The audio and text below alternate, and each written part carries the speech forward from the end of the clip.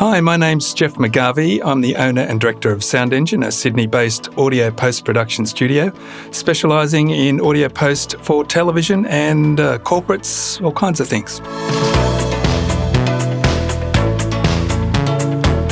Welcome to the Real Riders Podcast. My name's Simon Josie, and this is a podcast about motorcycling and filmmaking. If this is your first time here, welcome and thanks for listening. As you heard, my guest for today's episode is Geoff McGarvey. Anyone familiar with Brent Pearson's YouTube channel will probably know Geoff already, as he's often riding with Brent and has been responsible for the audio production on a number of Brent's films. We'll get to my chat with Geoff shortly. However, given that we get into the weeds on some audio engineering topics, I thought I'd explain a couple of things in advance. And yeah, I'll put these in the show notes too. Actually, the first thing is not audio related. It's some Australian slang, which you might not be aware of.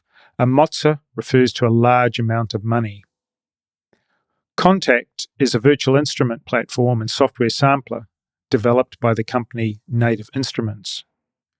A super, which is short for superimposed graphic, is a technique for generating things like TV or film title sequences without using computer-generated graphics. To foley something is to recreate and record everyday sounds like someone walking, running, opening or closing a door, etc. MIDI or MIDI is the acronym for Musical Instrument Digital Interface and is a system which allows musical instruments and computers to connect and exchange musical information, e.g. note, pitch, velocity and timing values, all without transmitting actual audio. Cubase is an example of a digital audio workstation or DAW software application. The equivalent in the film or video world are things like Adobe Premiere Pro or DaVinci Resolve. Pro Tools is another DAW and is generally considered to be the reference standard in the professional audio recording world. Dynamics control or dynamic range control is concerned with controlling the difference between the loudest and quietest sections of an audio recording. Usually it's necessary to limit or reduce this difference, and it's done with a piece of hardware or software called a compressor. Finally, in any discussion about audio, it's important to understand the difference between audio signal level, typically expressed in decibels relative to a specific reference.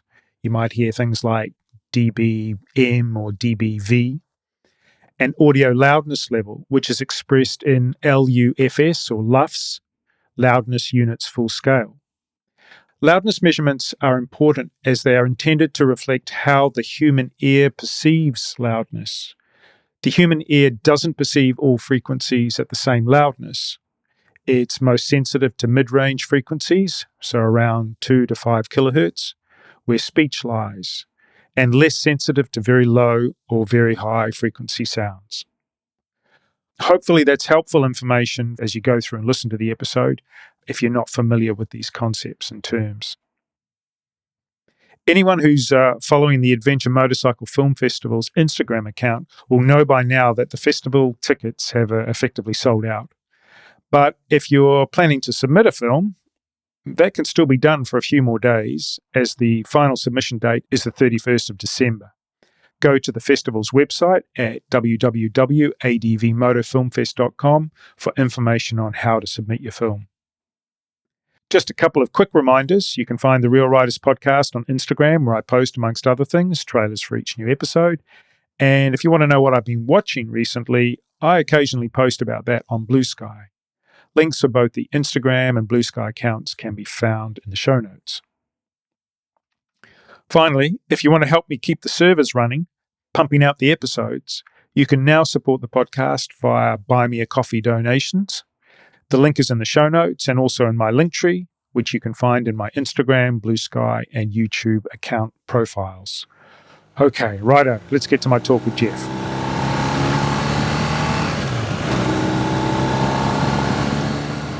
G'day, Geoff. Welcome to the podcast. Thanks for coming on the show. How are you today?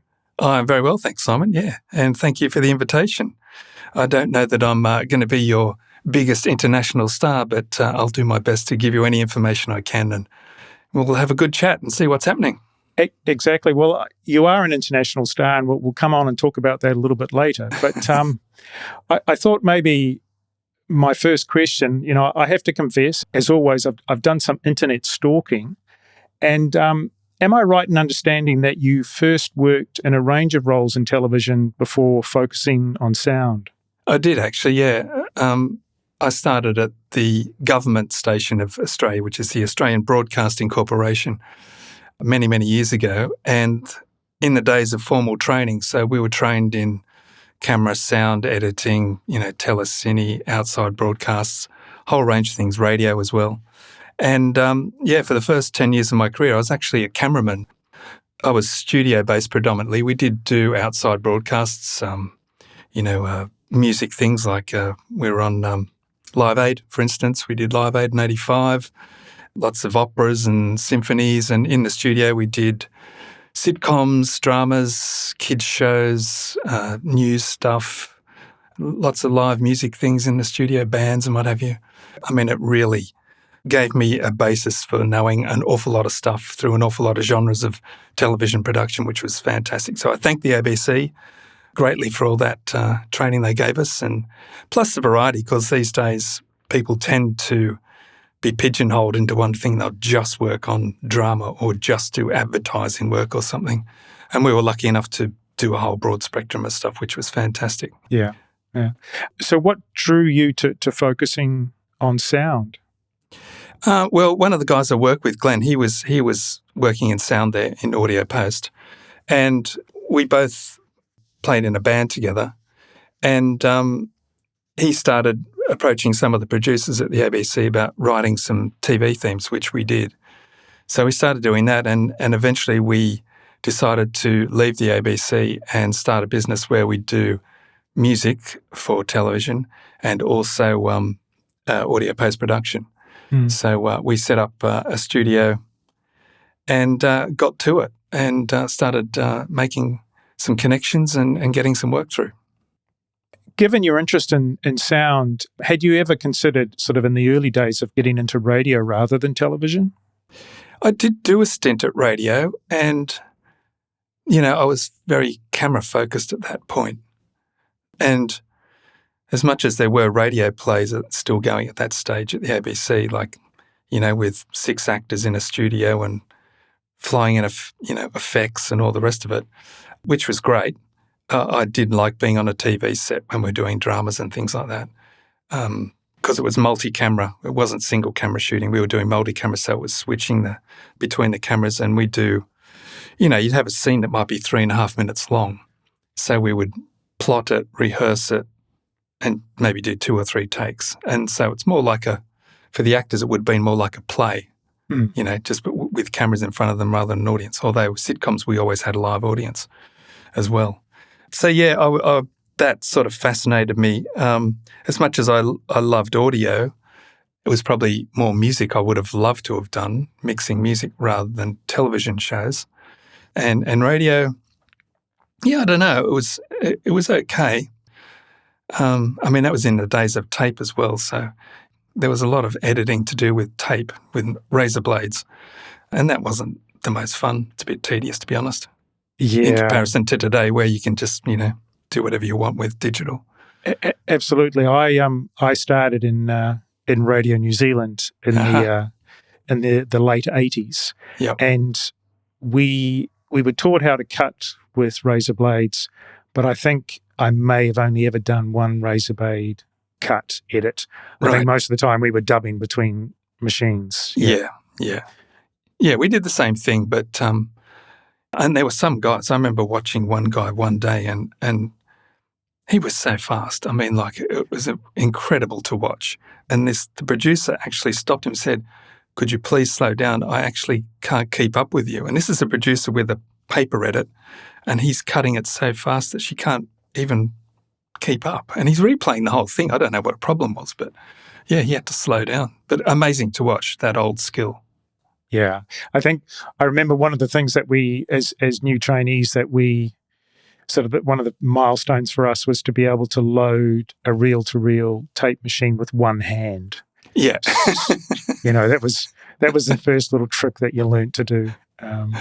Yeah. Yeah, and in radio we had, you'd often have several machines.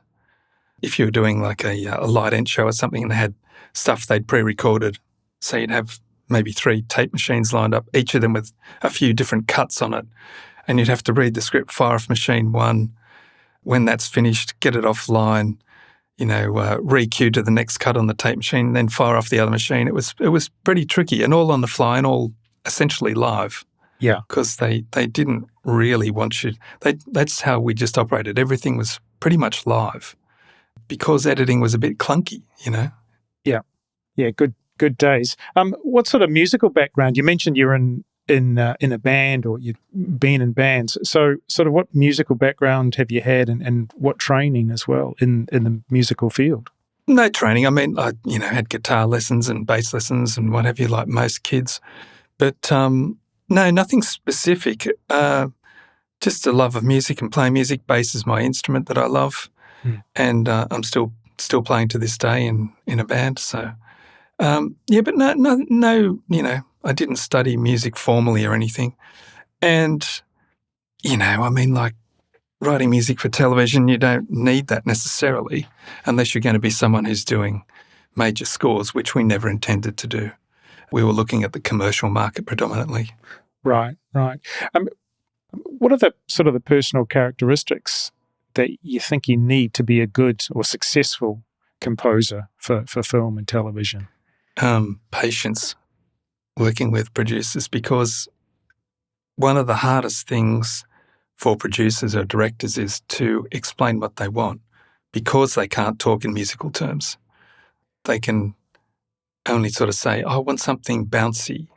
We did what was it, Australia Day Awards or something like that once. And we came up with an idea, and he said, oh, no, that's not quite right. And we went away and we came up with another idea. And he, gave us some more ideas on what he wanted, and didn't like that one.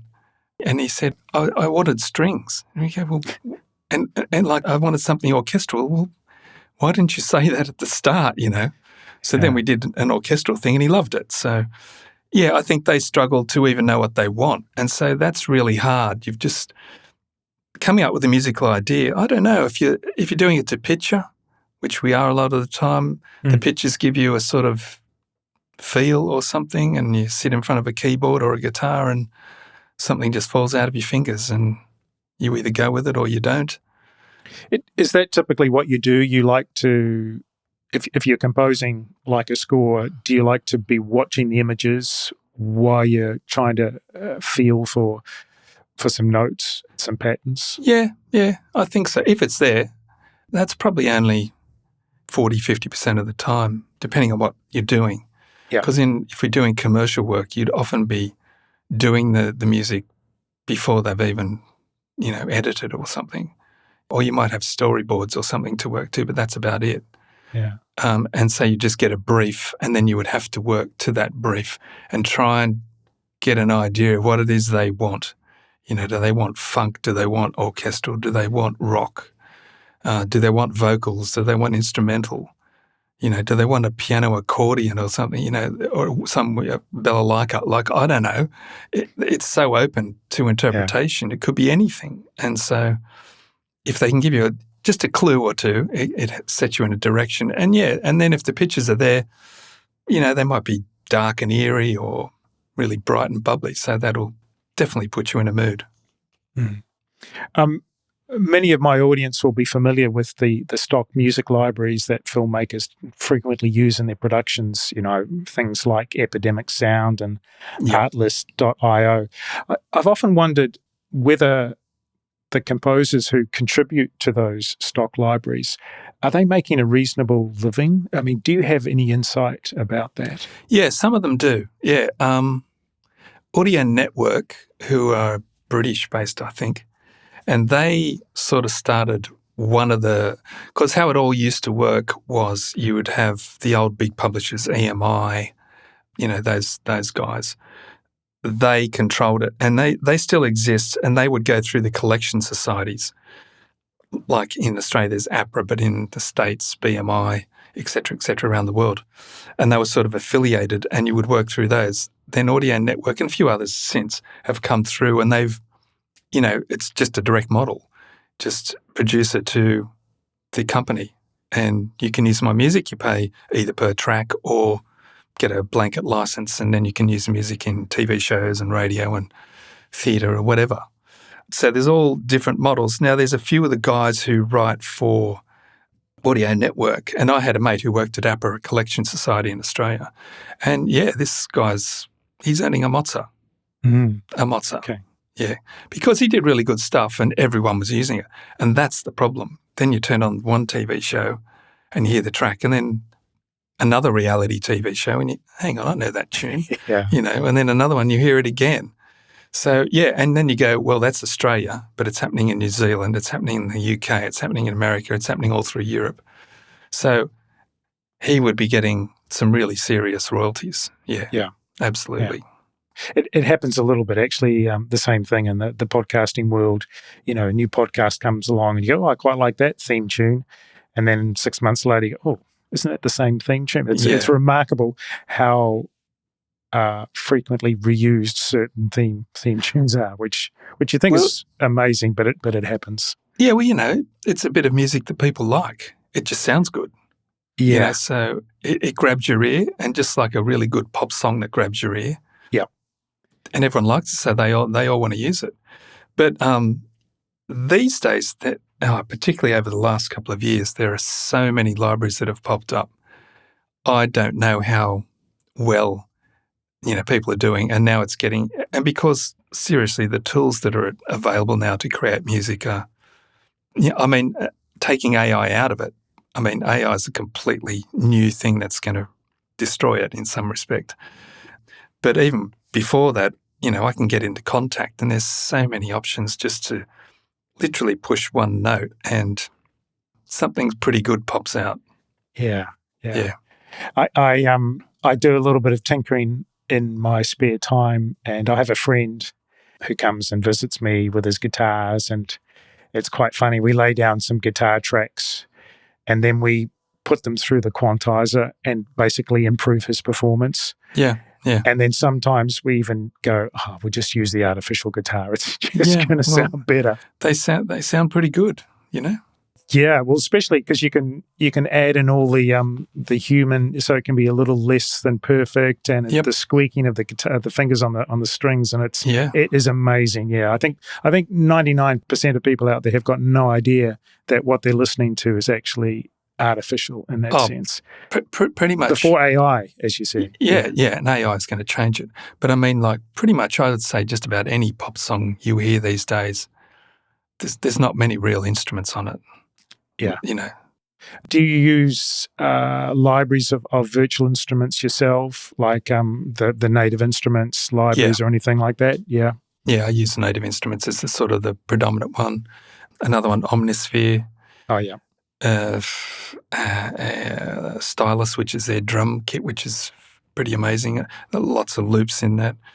And, a few other little synths and things. I'll always play the bass generally, unless it's a synth bass.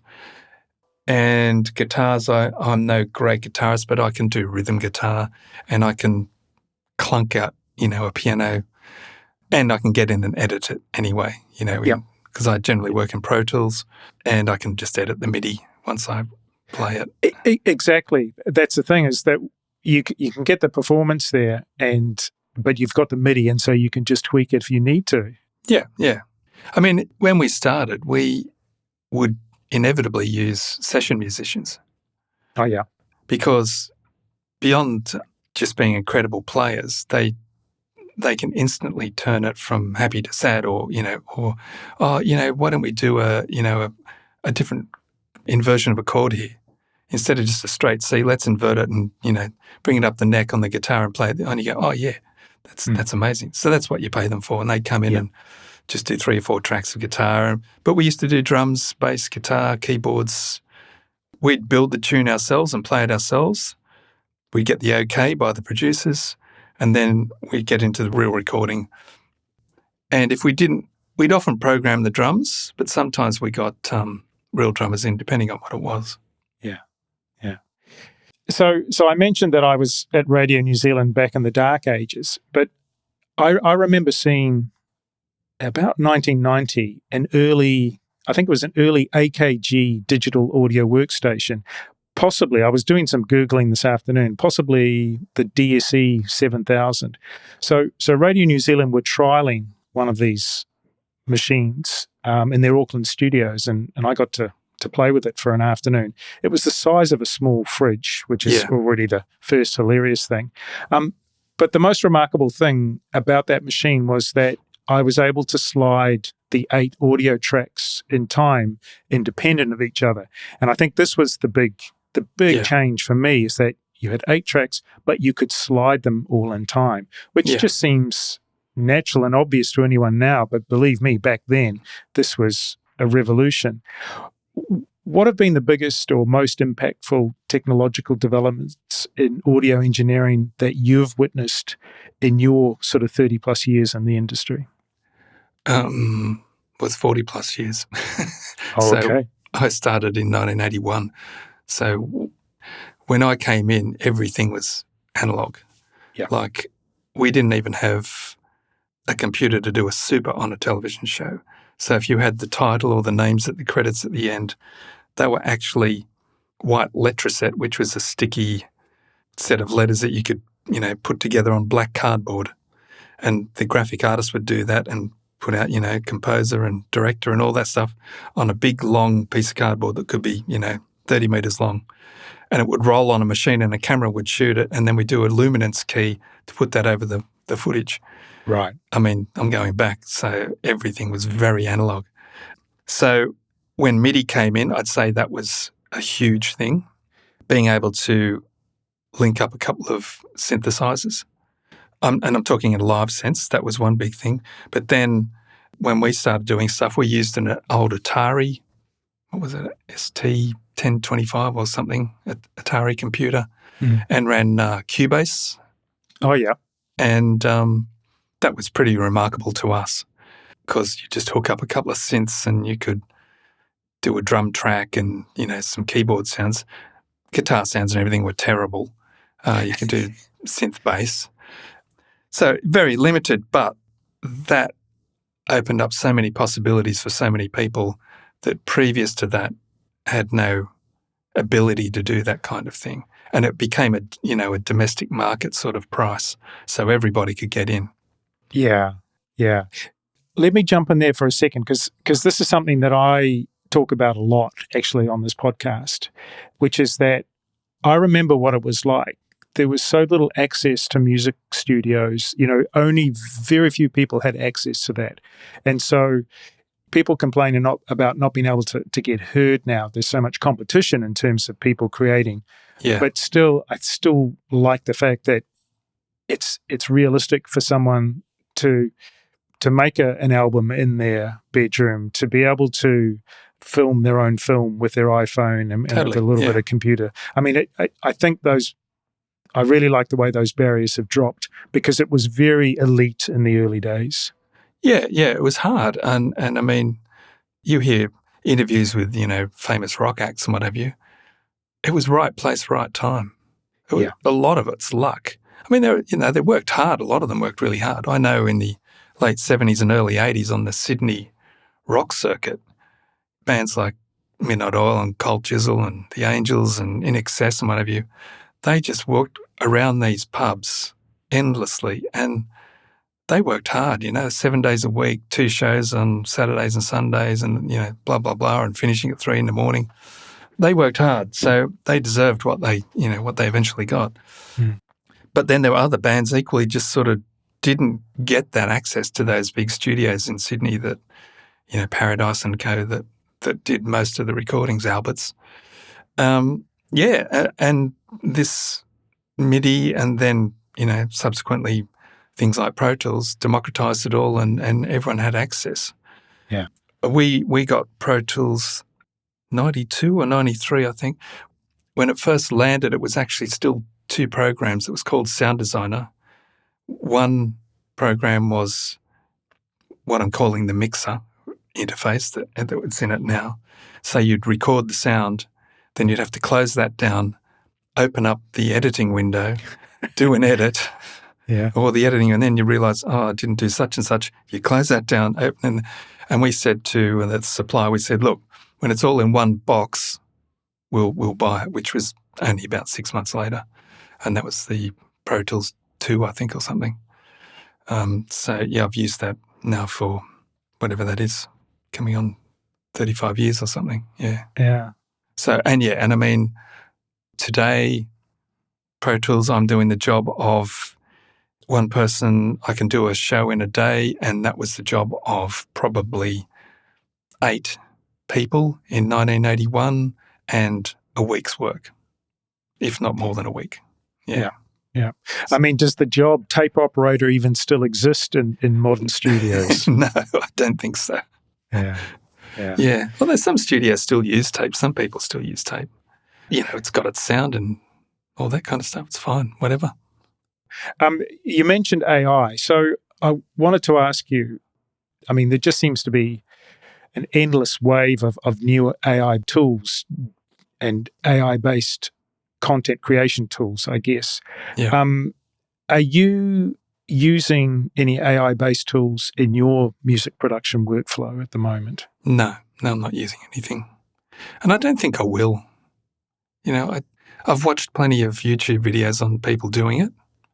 It just seems completely wrong to me. Yeah, it does to me too. It's just, there was a guy, it was actually not for music, he was doing a cinematic ad. And Brent, who I do the YouTube videos with, he sent this through and, saying, hey, check this out. And he kept saying, my creation, look what I'm doing here. And I'm thinking, well, all you've done is write some words. Like, you didn't actually create that, computer created it. And it's the same with the music. And look, some of it's great. It's clever. God, it's clever. But it's not something it just doesn't interest me, to be honest. If I can't sit down and just come up with something, I'm not really that interested. Yeah, I mean, the thing that seems to be forgotten is that actually there's a lot of pleasure in creating, whether it's music or the visual art or whatever. I mean, that's the whole point of it, surely. Well, it is, yeah, and you're absolutely right. There's a real satisfaction when you're playing and you nail something. Or you just have an idea and you go, oh, that's a great idea, and you follow it along and then, layer it up with more tracks. And it turns into something that's what I love about the recording process. It was the same with television production. I loved walking into the studio at 7 o'clock in the morning. There were no lights on. There was a set that had been put in overnight. And between 7 and 8 o'clock, they'd dress the set, start lighting it all. We'd turn on all the cameras and get the booms out and all the rest of it. And then all of a sudden you created this thing from a black hole. And I absolutely loved that. At the end of the day, we had, 15 minutes in the can of a drama, and it didn't exist in the morning. It was just a black studio hole. There was nothing there. And all of a sudden, now there's this thing that thousands of people are going to watch. Same with music, it's the same thing. You just start with back then, a blank tape, or now an empty session, Pro Tools session, and you just chip away at it, and then hours later you've actually got something that people can listen to and use. As a musician, as a composer, do you ever worry that one day you're not going to be able to come up with that next tune or jingle or piece? I often think, well, there are a finite number of keys on the, should we say, on the piano, but in the guitar as well. Yeah. There's only a certain number of combinations that actually sound okay. There's a whole lot that don't. In theory, surely at some point in time, if you say that every song is going to be 3 or 4 minutes long, at some point in time, doesn't that mean that we will have written every single song? Yeah, maybe. And I think that's where AI may fall down, because it all it knows is what has already happened. Yeah. It doesn't know, well, at this point, it's not abstract as such. It doesn't think like us, but who knows, in 2 years' time it probably will. In fact, it might be even more abstract and be able to come up with new things. and I will seem like a dinosaur then. Okay, let's not talk anymore about that. I frequently hear that sound is the most challenging aspect that new filmmakers encounter. I don't know if you've heard that. If you have, what do you think the reasons might be for that? Again, it comes back to this, people are very used to visual things. I think they're good with visuals. They can see a storyboard. They can't hear the storyboard. So, yeah, when you get to that creation point, it's hard for them to know what they want and how dense they want it. And, even just to the voice, how do they want the voice to sound? Do you want it to sound smooth and creamy for this particular job, or do you want it harsh and to cut through really, the mix? Yeah, because this is what I was thinking as well. With cameras, basically anyone can use a camera and anyone can frame a shot. It might not be great, but it's what you see is what you get with a camera. But if you put a microphone in a room and there's a whole art to where you place that microphone. Yeah. Just putting a microphone in a room is not going to allow you to isolate the sounds that you might want to get, right? Yeah. If you've ever done that trick where you just put a microphone like in a room where a party is, you just hear everything. It's a complete cacophony of noise. Whereas we've all been in a loud pub and everyone's yelling at each other, but somehow you're able to focus on just one conversation. Your brain does that. It's quite clever. Yes. But a microphone doesn't make that distinction. Microphones just hear everything. They hear everything. And so I was thinking maybe that's why it's fundamentally different. The whole process of capturing audio is just completely, it's not as intuitive as it is for someone with a camera, because you're just pointing a camera and taking a picture or video, whatever. I mean, that was kind of what I was thinking, but I think that's pretty much exactly what you're saying as well. So to deal with those challenges, how do we do that in the audio realm? I mean, I come from a radio background, and so it took me a long time to realize, but the reason why radio was relatively simple is you had good studios, you had good microphones, and you had professional broadcasters. Yeah. If you take those three things away, it actually becomes very difficult to capture good audio. I mean, would you agree with that? Yeah. Oh, yeah. It can be. Yeah. You've got to have some nous about how to do it for sure. You watch YouTube videos and you get a complete smorgasbord of mixes, and I hear things, and just if some dude's talking to camera, and you go, if you'd given me 10 minutes, I could have made that sound so much better. But they don't place enough importance on it. They don't know what they're doing in the first place, and then they don't place enough importance on the post-production of it. Whereas they'll sit there and grade their pictures for days, and then they'll just have this horrible, roomy, awful sound that needs cleaning up and it needs EQ. And they just don't. They just put it out as it is. And then balance, balance is a whole art, and that comes from music as well. The whole balance thing of just where you place things and how that works in the mix and how it emotionally affects you as well.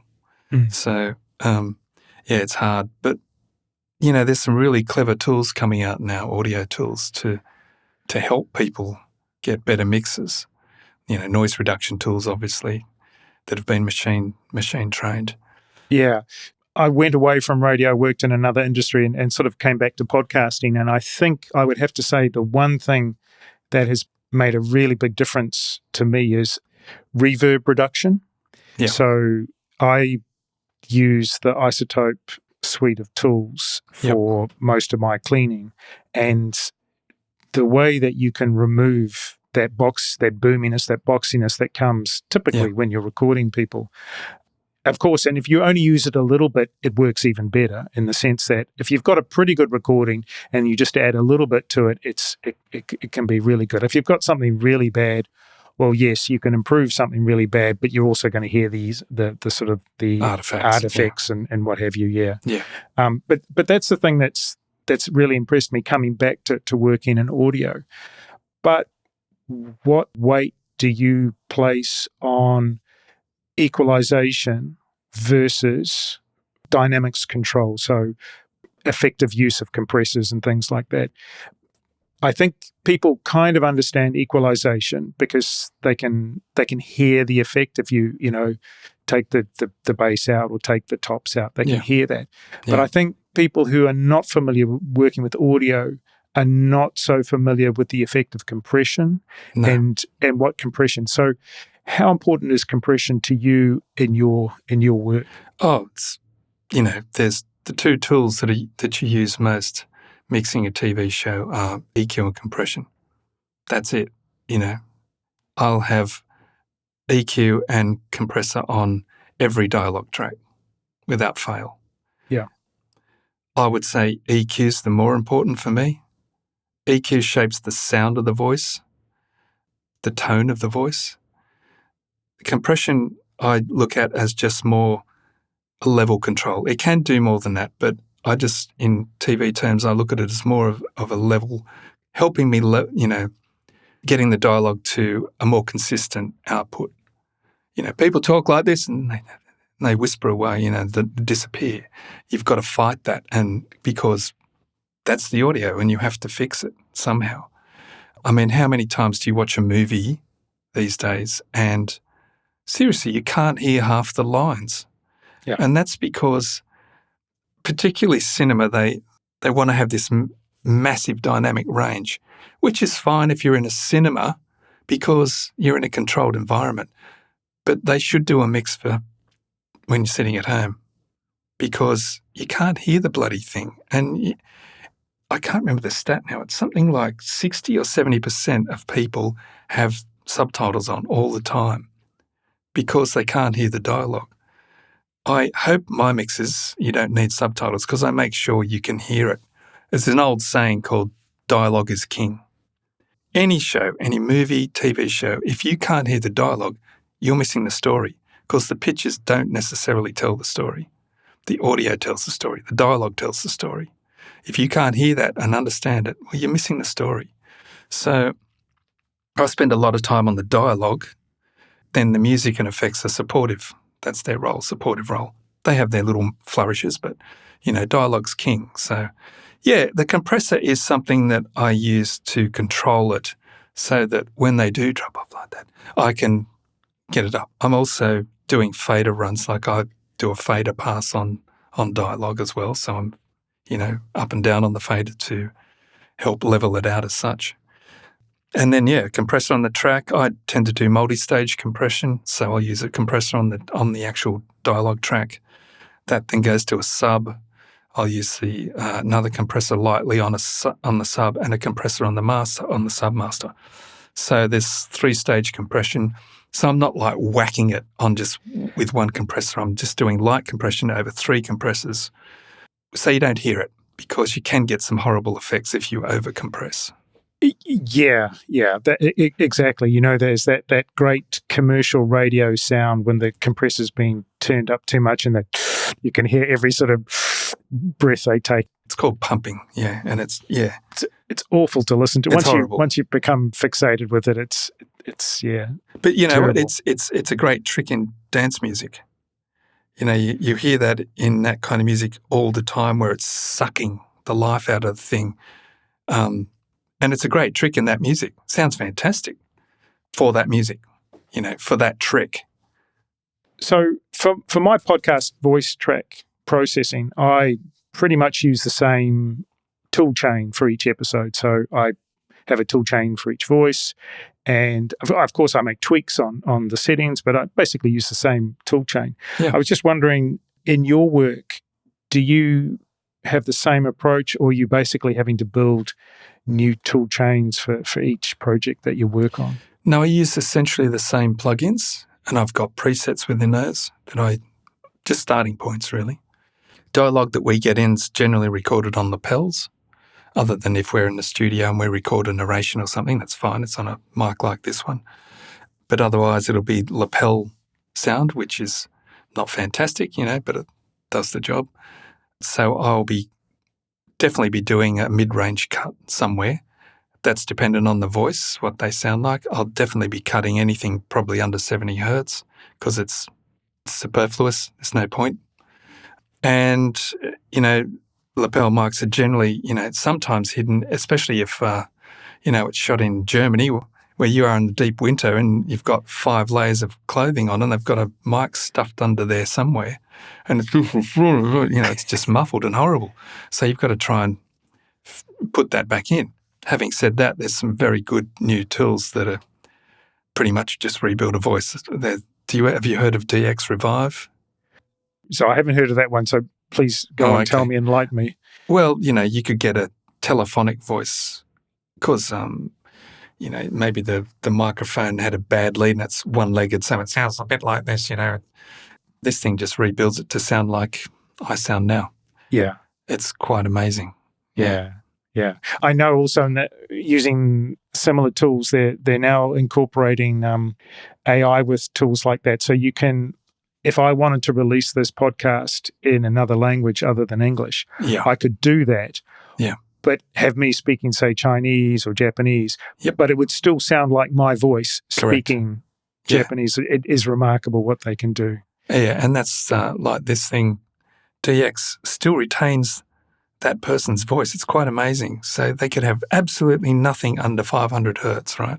And it rebuilds all that signal, but it still sounds like the person. You go, and I couldn't do that with EQ.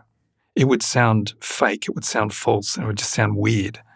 So I could telephone it a bit to a certain extent, but this thing just turns it back into a fairly well-recorded voice. Yeah. So, some of the tools that are coming out now are, in a post sense, are pretty amazing. That, and I know you use isotope, you said.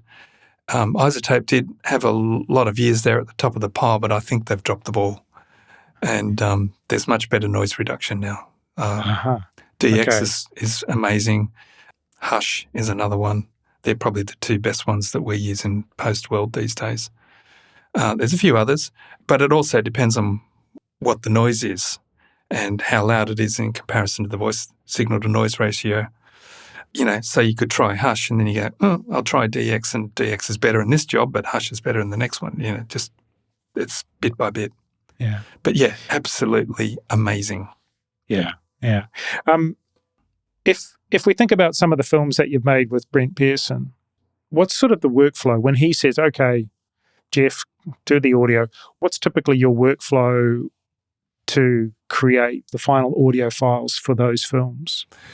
So Brent cuts on Premiere Pro. He records his narration at home in a little room that's a little bit reverberant normally. And I get a file from him called an AAF, which is how we transfer stuff between editors and audio post people. That opens up in Pro Tools and looks exactly like his timeline looks in Premiere Pro. So I'll have his narration on one track. I'll have the sound from GoPros, because all of us use GoPros, so there'll be various GoPros tracks. He often, just so he's getting a sense of his edit, will just have a bit of GoPro sound, which is just the engine noise that comes in through the GoPro, and he'll fill that in gaps here and there. And then he'll have his music track, and he might throw in a couple of effects if there's a bit of bush, just again so he can hear how he's editing and how it'll work. He might put in some, bird tweeting or a whoosh if there's a zoom into a map or something like that. So all that pops up in front of me, and then I get to work on it from there. So I would start with his narration as the first thing. So I edit him because Brent will put in a lot of ums and ahs and things, and it just doesn't flow as well. So I just cut him to make him flow better. And I also might decide that this bit of dialogue's not good here. I just move it 10 seconds to the right.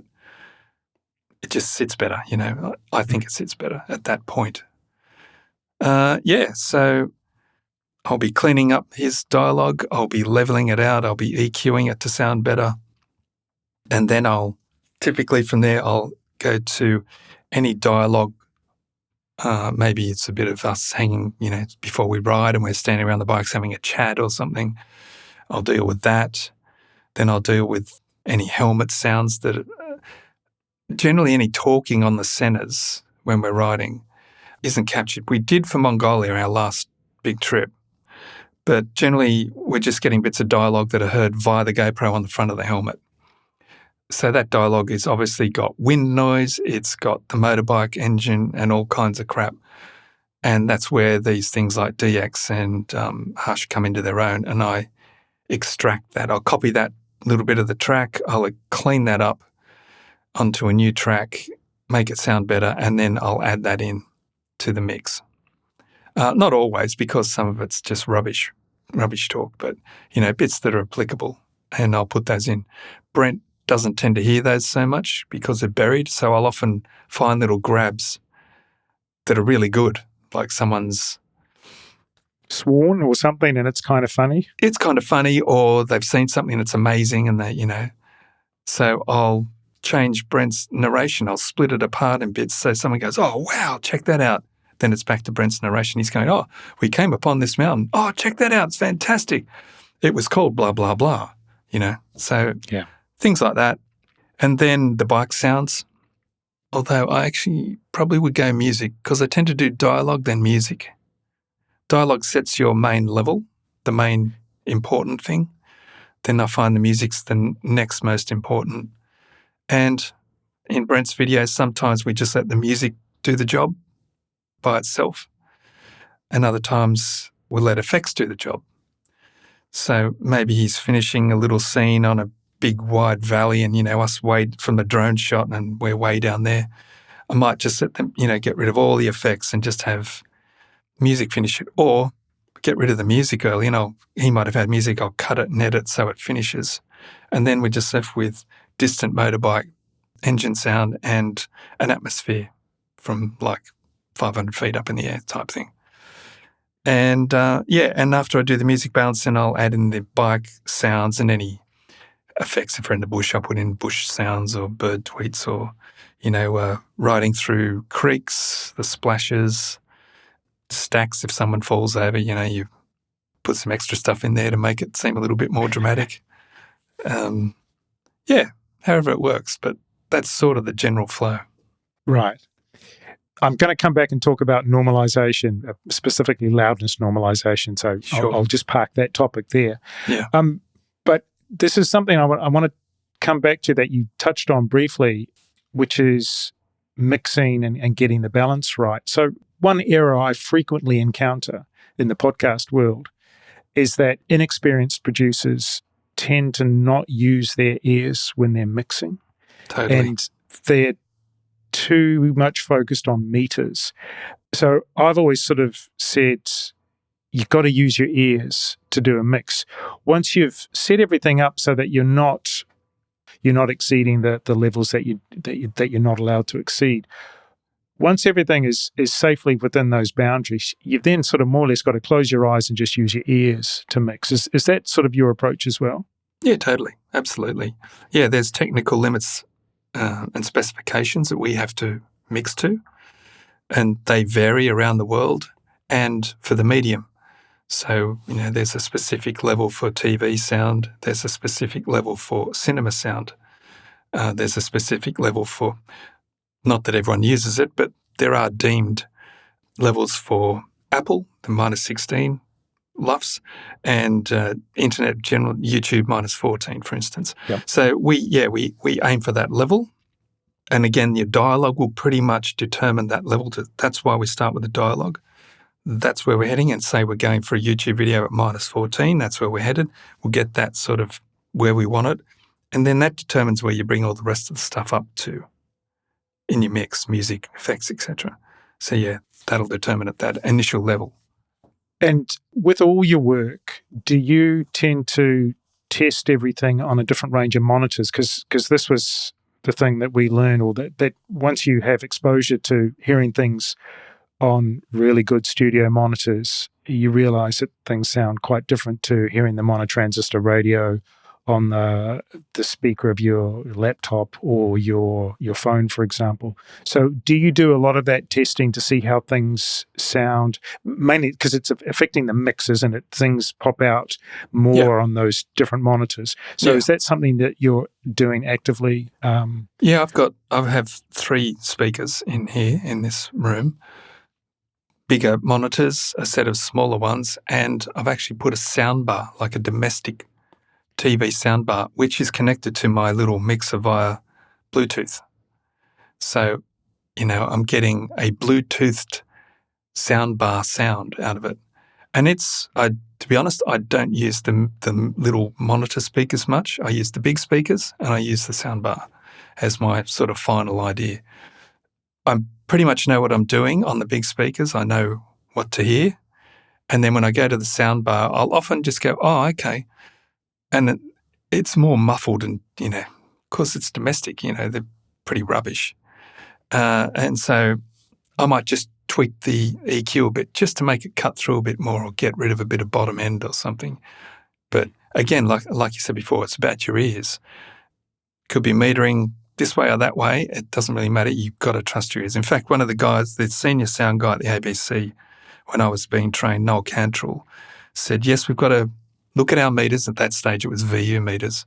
And, we're looking for this sort of metering, blah, blah, blah. And you go, okay, great. He said, and you've got these compressors and EQ and all this other stuff going. And he said, now someone will say you can't go more than 3 dB on this or minus 3 dB or something. He said, at the end of the day, it doesn't really matter. It's about what you hear. And if you're pleased by what you hear and if you think you're doing a good job and it's a good mix, that's it. Your ears are the thing you have to trust the most. So, yeah, I trust my ears in relation to these speakers. The main monitors, I'm very familiar with how they sound, so I know what it's going to do at home or wherever it's played. But the soundbar is just a really good little backup thing, just to have an idea. There's actually a good story, Angus Young from AC/DC. Now, they recorded at Albert Studios, which at the time were just a couple of K from here. And back in the 70s, actually a guy who I work with here, Greg, had a producer he worked with who was a record producer, and he would often record at Albert's. And one night he was there recording a band called Mental as Anything, and he walked next door and AC/DC were recording. And it was just Angus doing his lead guitar dub, right? And he walked in and there was a wall of Marshalls in the studio, but Angus was in the control room and they weren't using the monitors in the control room. They'd set it up and they had a little transistor radio sitting on the console, a 3-inch speaker, the old 3-inch speaker that we used to have in TVs as well, and that was always work to the 3-inch speaker. That's what people listen on, so make it work on that. And Angus went over and over his solo so it sounded perfect on a 3-inch speaker. And that's what we hear today with all those recordings. So even he or his engineers or producer at the time realised it's not about having whopping great monitors because no one's got that at home. Yeah. Well, very few people. Yeah. It's about how it sounds on a small speaker. So, yeah, it's really important to listen on a small speaker. You touched on this a little bit earlier, but it sounds like you mix in the box, but if people don't know what I'm talking about, when we talk about mixing in the box, it basically means you're doing your final mix of, say, a piece of music or a soundtrack to a film. You do it with your computer and your mouse and stuff like that. But the traditional way of doing any sort of mix was with these big old fancy, 48-channel mixing discs. Yeah. Analog, more frequently digital now, I guess. But if I understand correctly, what you're doing is sort of the hybrid between those two things. So you're basically mixing in the box, but you've got a panel in front of you which has sliders so that you can control what you're seeing on the computer with that sort of those traditional mixing disc slide faders. Is that correct? Yeah. But it's purely a touch-sensitive surface. Okay. No sound goes through it. I do everything in the box and have mixed in the box for years, for probably the last 20 years at least. I sold all of my outboard equipment because it's just sitting in a rack. I don't use it. I don't need outboard compressors and what have you. So, yeah, I use, I've just got a Avid old artist fader pack to do volume mixing on the music tracks and dialogue and effects and what have you. And I have a Stream Deck, which I use for macros within Pro Tools. So I can push a button and it will do basic functions that are normally, a 3-click job or menu selection sort of stuff. And this is just now, it's so quick. I can just push a button, it'll duplicate a track or it'll bring up the noise reduction, noise reduce what I've got and close itself and, put the thing on a new track or something like that. And otherwise, I've got an Avid M-Box Studio, which I use just to record narrations or voiceovers. And that's also my monitoring built in as well. So very simple. Yeah, I used to have a 56-odd channel. No, it was 112 channel desk, inline desk, and, racks of outboard gear. But, I'm so glad all that's gone. It's it's too hard, And did it have a sound? Yes, it had a particular kind of sound. And people still today will record in Pro Tools and then they'll go to someone with a Neve console or an SSL console and they'll just put all their outputs there, say they've done 20 tracks, and they'll play them out through the Neve just to get the electronics sound of the Neve and then record it back to 20 tracks within Pro Tools. Yeah. Or play it through a 24 track so they get that tape compression and distortion. And that's, it's fine. There's also a lot of plugins that apparently can replicate that. Now, I don't use them personally, but so I have no idea whether they work or not, to be honest with you. Yeah. I don't think I've got the hearing for it now to be able to tell the difference. If I ever did, and I probably didn't, to be honest, But if there are people convinced that you need to do this and it does sound better. And that's fine. That's what people are into. I like to say, once upon a time, I used to listen to equipment, but now I just listen to music, Yeah. I've known people who are right into their vinyl and they say, and I've got vinyl at home that I haven't played for forever. And they say, you should get back into vinyl. I just go, why would I do that? It sounds so much better. I go, really? The surface noise, the cracks, the pops, the hiss. No, it doesn't sound better. Does it sound better than a really crappy MP3? Well, yeah. Does an MP3 sound better than, a Sony Walkman, a cassette player, AM radio? Absolutely. Unquestionably, so much better. It's ridiculous. So, no, everyone to their own. Yeah. The vinyl thing cracks me up, but I think what cracks me up even more, it seems certain people are trying to revitalize cassettes. And I remember what cassettes were like as a kid. And, a cassette maybe sounded all right the first time that you played it through, but then all the crud would get on the heads of the tape machine and you'd lose all the tops. And it was just, no, I do not want to go back to that. Thank you very much. No, they're terrible. They're low speed, whatever it was, 1 1/4 inches per second or something stupid, whatever it was, terrible things. Yeah. I'm not going to ask you to throw Brent under the bus or anything here, but just I want to ask, are there any common challenges that you face in audio post-production when working on Brent's adventure motorcycling films? You could actually put anyone in there. What are the typical things that you've got to deal with maybe on those kind of films that you don't have to deal with on other work that you're doing? So I would say if you're working on Top Gear, there's a sound recordist in the back of the car somewhere getting all that engine noise. Or they do a run. They'd do the run with the presenter and then they do another run around the track with the sound recordist in the car to get that car sound that they can use. We don't have that sort of luxury. So we're often deriving that bike engine sound from the GoPros. And that's not ideal. It works, but I wouldn't say that's ideal. And of course, it depends on the shot. Are we flying along? Are we going up a steep hill? And do I have an engine sound appropriate for chugging up a steep hill? Might do, might not, depends whether someone was rolling, really, and we got it. So I'd say that's one problem. And maybe I should just go about recording a library of it, now that we're doing these videos. Maybe I should just go out on the bike and record stuff and stick a mic down on the back near the exhaust or something and one on the engine to get more of the engine rotational sound and all that, gears and all that kind of stuff. Do people really need it? Well, cinematically you would, but YouTube-wise, No, just a general engine sound covers most things. So, when you don't get paid for these things or anything, so you do it out of the fun and love of what you do. But there are times, you don't want to spend a week on it.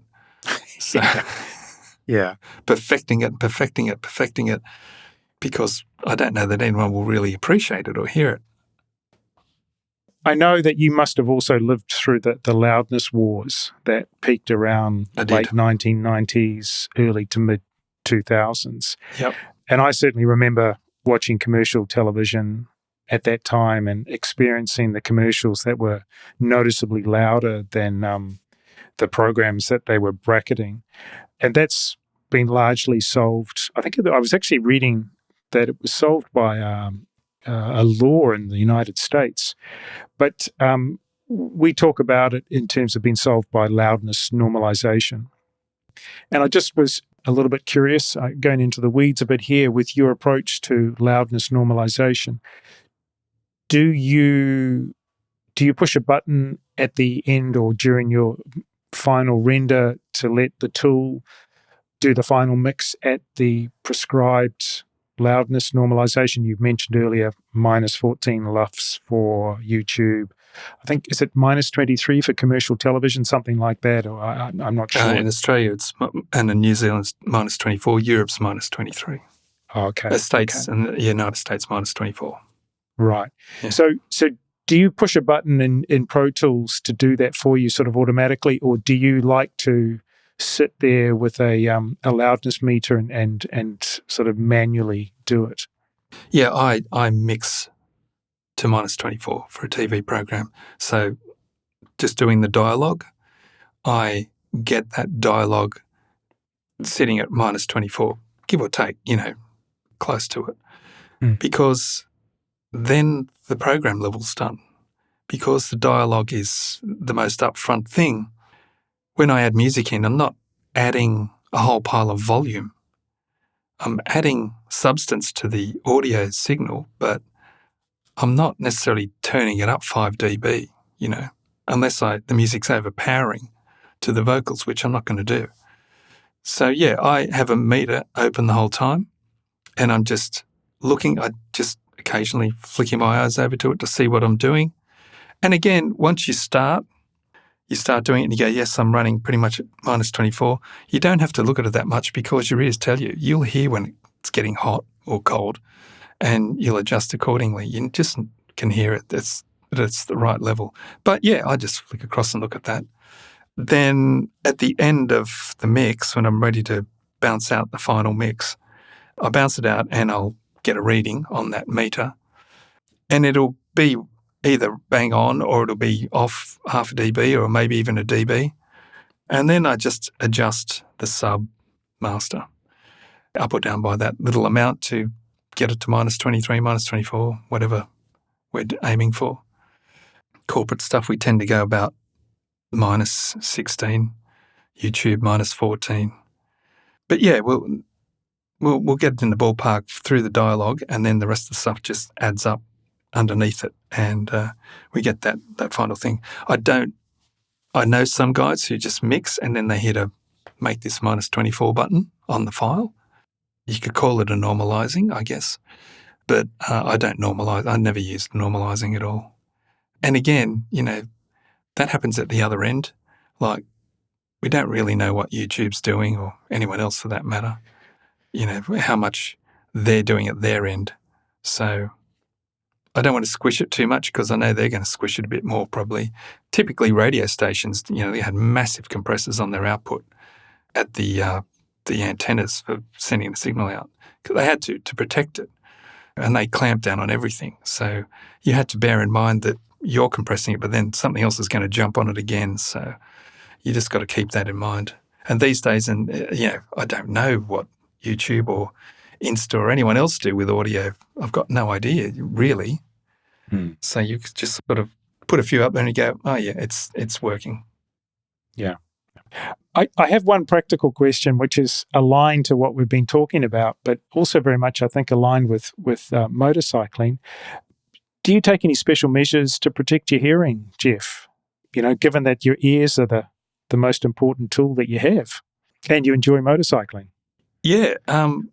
When I'm riding, I wear earplugs generally.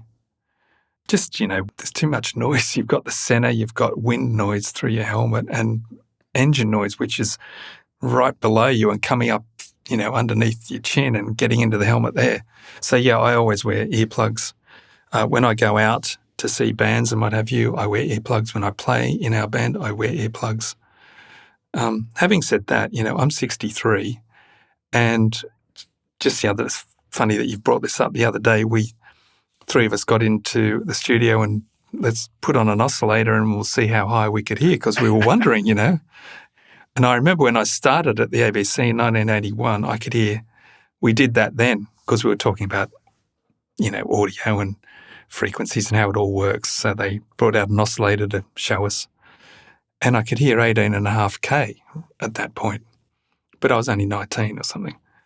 And the other day, the highest I could get was about 12.8, which is still not too bad. Yeah. But no, I can't, I'm not a dog.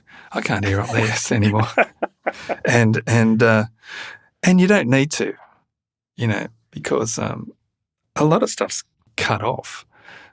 They cut it at 12K anyway. And a lot of our older podcasts were cut at 8. Just brick-walled it at 8, 8K.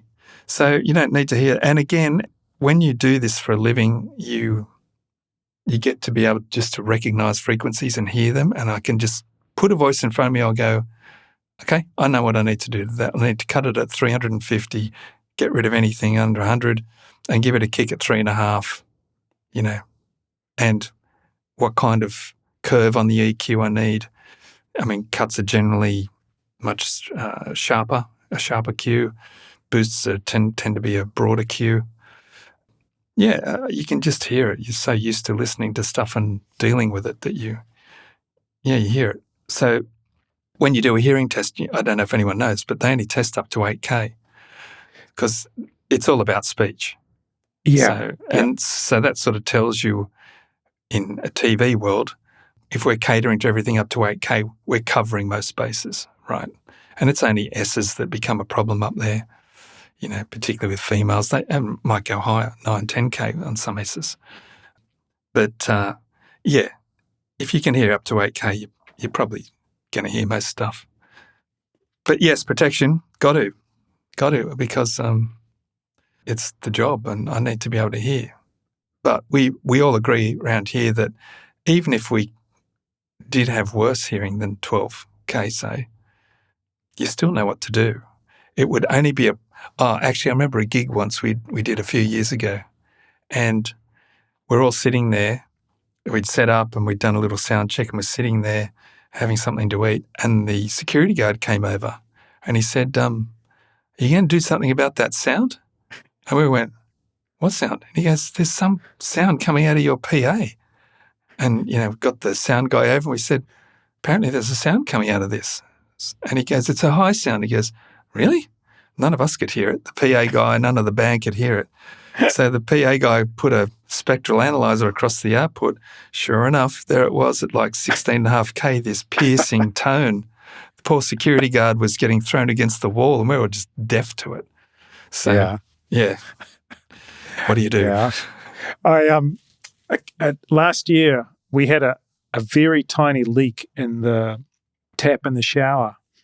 And the same thing kind of basically happened. My son, who is in his early 20s, said, Dad, are you going to do something about that? I said, what? And he could, from rooms away, you could hear this noise coming from, and I could not hear it at all unless I was right in front of it. Yeah. So, been there, done that, for sure. Yeah. Okay, I want to ask you about some of the on-screen stuff that you've been doing, Geoff, as well as being a frequent cast member or participant in a number of Brent's films. As you mentioned, most recently, the 11-day adventure ride in Mongolia. You've been making a number of Coco's reviews videos in which you review camping and motorcycling equipment, and those videos have been released on Brent's YouTube channel. What motivated you to start making those? I was talking about it with Brent and, looking at other channels what they're doing and how they work. And Brent does this as a hobby. Yeah. He's not Ryan F9. That's Ryan's job, right? And Adam Riemann, that's their job. They're YouTube dudes. And we're not like that at all. We love writing, and this is just something we like to do because of our background, because Brent was also a cameraman at the ABC when I was there. So he's got that lineage there that's he wants to make video stuff. And we were just talking about, and I said, were you going to do any reviews? Because he was continually being hit up all the time with emails from manufacturers and YouTube agents, saying, oh, can you review this? Or we'll give you X amount of dollars to review blah, blah, blah. And I mean, completely ridiculous things, with nothing to do with motorcycling. Can you review this, I don't know, this pineapple cutter? Like just idiotic things out of the blue. And you go, why? What doesn't make any sense. Anyway, he was talking about it and I said, well, why don't you do something? He said, I'm not interested. Just doesn't interest me. I said, well, why don't I do it? And that way we'll also just up the content a bit on your channel and maybe it'll help you get your subscribers up or something. So that's pretty much all there is to it. And also it's nice to get a bit of gear to add to your collection. I mean, I've sort of got most of the stuff I need, but it is nice every now and then to get a new toy and try it out and see what it's like. So there's that aspect too. But yeah, it's just part of the ADV sort of thing that you've got the motorcycles and you've got the destinations, but there's all the gear stuff that everyone's into. And let's face it, the demographic is guys over 50, right? That's the demographic for ADV riding. And that's the audience. I mean, in Mongolia on that ride, there was one guy who was in his late 30s, another who was in his 40s, and then I reckon the rest were over 55, at a minimum 55, and an awful lot over 60. So, they're the guys that got more time, a bit of spare cash. So they're looking at these review videos because they're in the market for it. They just want to know. And it's good. I don't know about you, but when I'm thinking of getting a new bit of kit for the bike, first place I'll probably go is YouTube and watch half a dozen videos and get a cross-section of what I think it's like, good, bad, or alternatives. So that was sort of the idea. It's not no idea to make this into some major new review platform at all. It's our hobby. And how do you find, you've been all your career behind the desk, behind the camera. What's it like stepping out in front? How long does it take you to shoot those videos? We're seeing you on screen for 30 seconds. Is it taking you 2 hours to get to that point? Not really. No, I wouldn't say easy. I'm not comfortable. Clearly, I'm not comfortable. But I'm me, and I guess that's the beauty of YouTube. That it's not about being that person in front of the camera who's excellent at being in front of the camera. It's just a bunch of people who are who they are in front of a camera. And that's the difference now. And that's why a lot of traditional sort of TV style things are changing. People who are 20 now, they don't like that false sort of stuff. They just want to see a genuine dude who's talking about whatever they're talking about. Yeah. And so, no, I don't feel comfortable. And sometimes it takes a bit of time and I screw up. And other times it just pops out and it's okay. But again, I'm not going to go over it and do 50 takes trying to get that perfect take. I just want to get it coherent,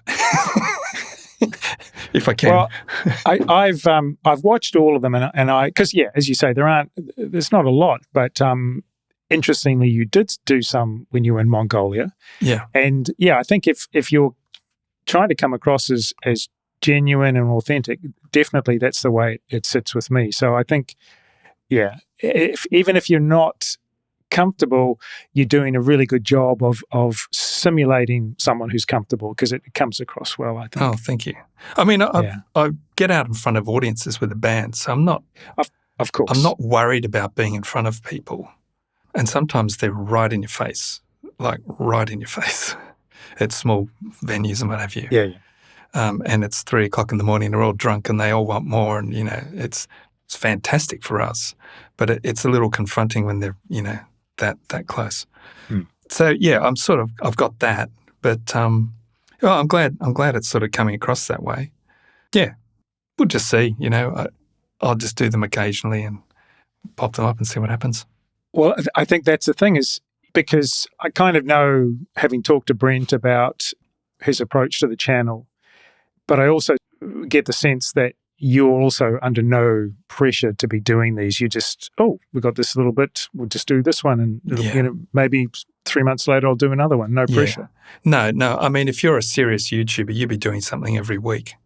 Yeah. You have to have constant supply to really do it properly. Unless you're, like Ryan F9 is a good example of someone who doesn't do it every week, but he does very, very good stuff, cleverly written, well-produced. So you can take away the frequency and have a better program and you still get the same result. Whereas other people who are just that dude who's just got a helmet camera and rides around and goes out every single week, but production-wise it's pretty basic. But, he's just got to put out a volume and just keep talking. So, but yeah, us, no, it's a hobby and we'll just do it when we feel like it or if something interests us. Because Brent now forwards all those emails to me that he gets and I just go, nah, maybe, not sure. And then, if we're planning a ride down the track, it'll be, well, where are we going? What are we doing? And do we need anything? Or would this ride in particular be interesting to try out product X, and just see what it's like, see how it works. And, and that's what I did for Mongolia. I approached companies. They weren't companies that had approached us. I said, hi, I do some stuff with Brent Pearson. I've seen your quilt. It looks great. How about you throw me one and I'll do a review while I'm in Mongolia? And they always come back and say, sure, pretty much. Which is good, for a small, like that quilt with the Waratah quilt for Neve gear. Ryan, who's just got a small shop here in Sydney and he's producing this really great quilt and glad I could help because it's a very good product. I actually will be using that quilt from here on in. It's just fantastic. So, yeah, it's nice to be able to help people like that too. Okay, Geoff, we're sort of on the home straight now. With regards to your own filmmaking, who have you taken inspiration from or who would you recommend others to watch? Yeah, that's a hard question in some respects because having worked on so much stuff in a career and also watched stuff, we're watching, the opposition networks or what have you and seeing what they're doing.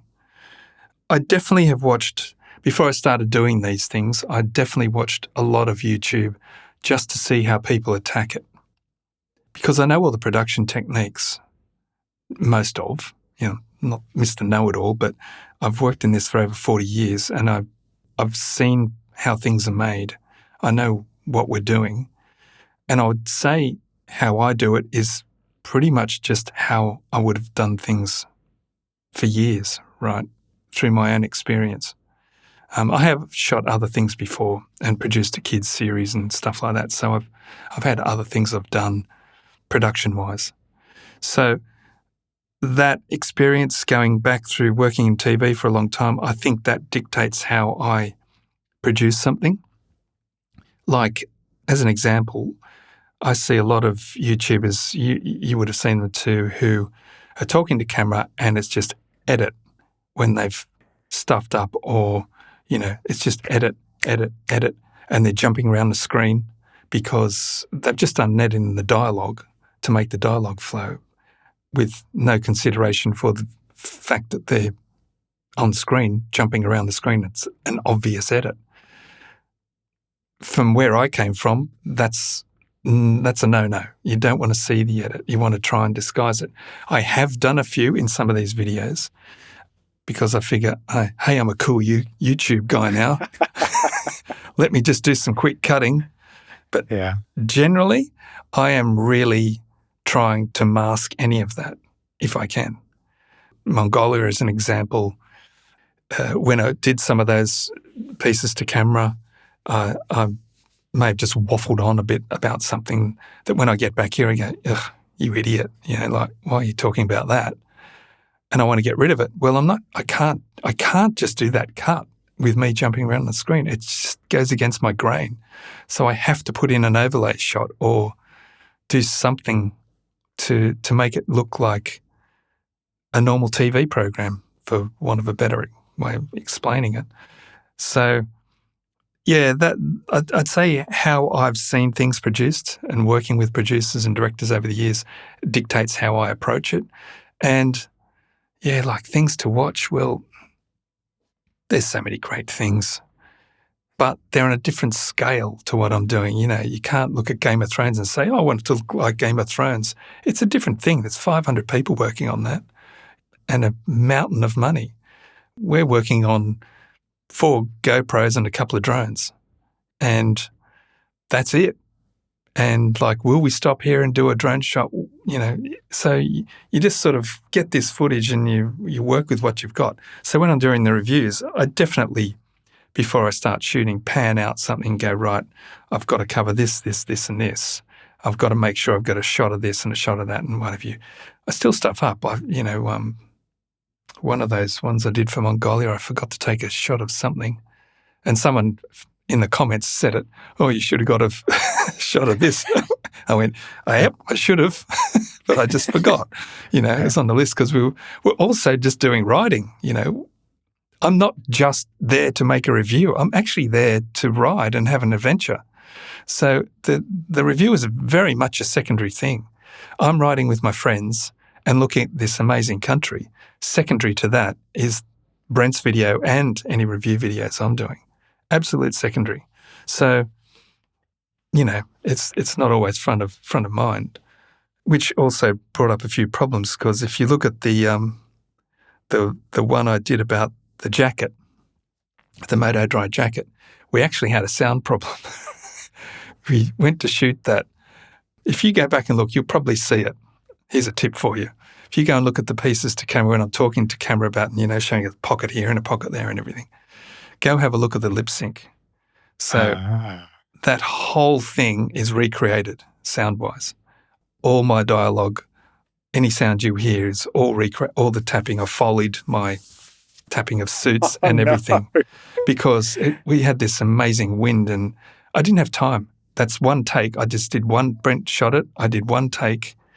And I thought, and we listened and went, oh, Jesus, what are we going to do now? It's just like, we'll have to do it tomorrow. Tomorrow started raining.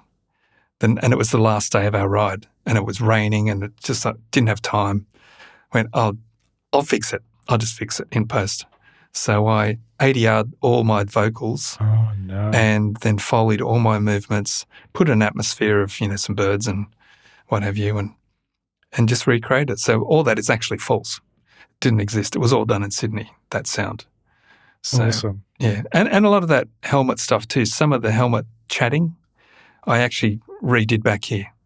I sat in here, I put a helmet on with the lapel stuck in the helmet, and I redid some of it because I talked about the same thing. I just thought I could then do a better take and make it more coherent and just a better informationally for the viewer. Because, I want people to actually get something from it. I want them to either learn about the thing, but also just get a general idea. Do I think this thing's okay or not, So, yeah.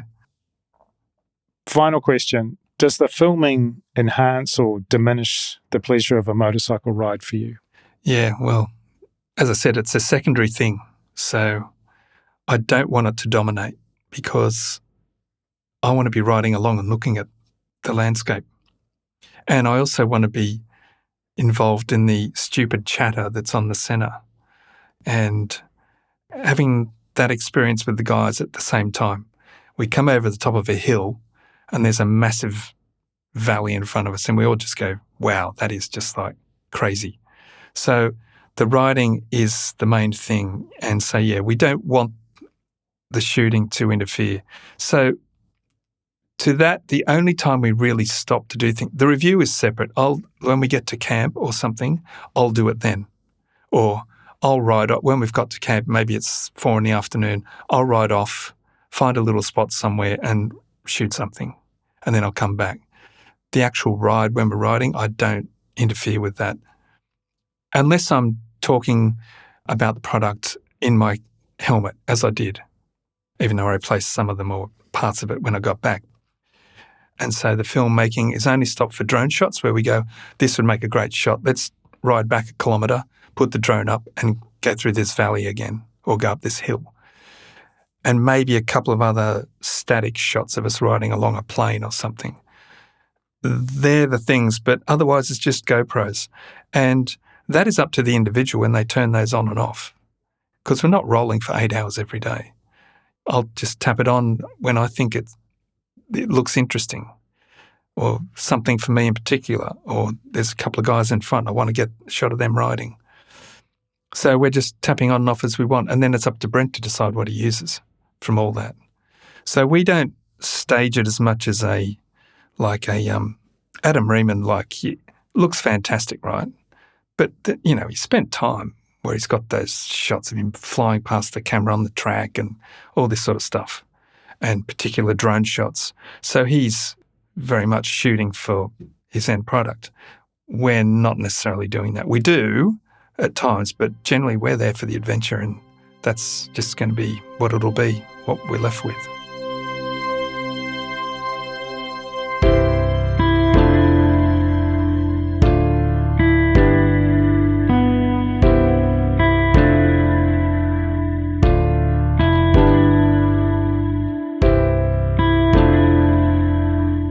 Thanks so much for being my guest for this episode, Geoff.